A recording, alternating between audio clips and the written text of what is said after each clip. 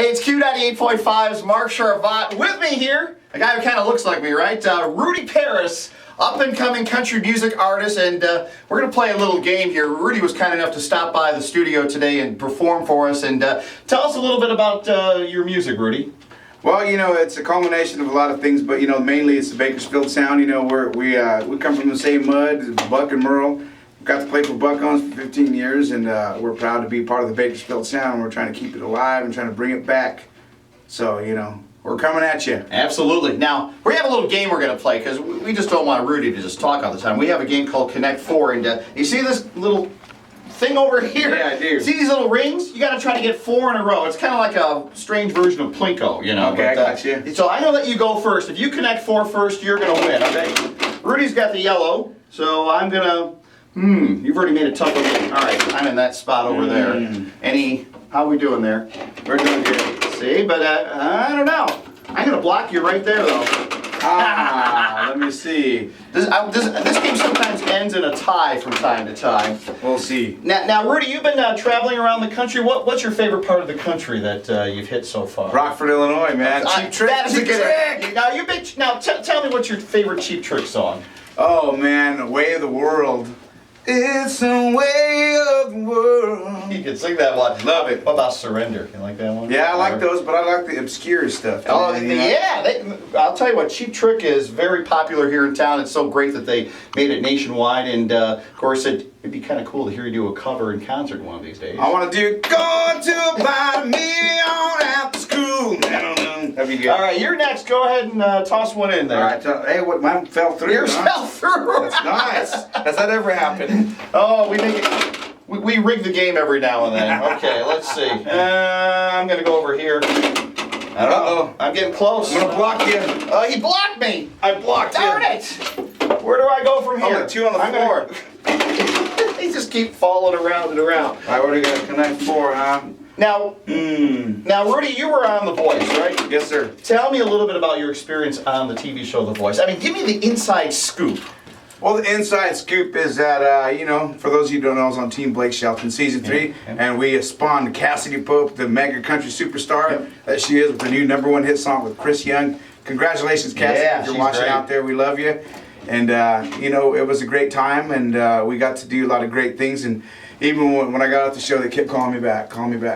So, you know, it was an incredible experience. Now, was there anything behind the scenes that you want to share with us that people didn't get to see on TV that was kind of interesting about your experience on The Voice? Yeah, well, there's a lot of, you know, there was other auditions that occurred that, you know, people don't see. There's probably about 3 major auditions that you have to go through, you know, and the last one is in front of the NBC executives and the Universal Republic, and in front of Carson Daly, and in front of Mark Burnett, the producer. And they're all in a little room, there's like, you know, 50 people. Yeah. And that one seems to be probably even more intense than TV, because they're all looking at you.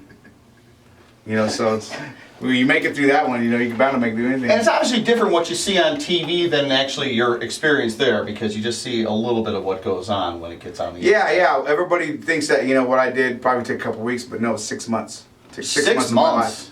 So, you know, it was 6 months from the beginning audition all the way till I was finished. So it was a lot of work. There's a lot of training involved. There's a lot of things you have to learn to be on TV. Media training. There's they do psychology tests. They do all kinds of stuff. I almost didn't get in because they said it was kind of crazy. So I'm gonna go. I'm gonna see what happens here. We'll go down here. What happens if this game ends in a draw? That's what I'm trying to think about. I keep falling. 5 on the floor. This is our exclusive Q98.5 rigged version of the game that nobody can win.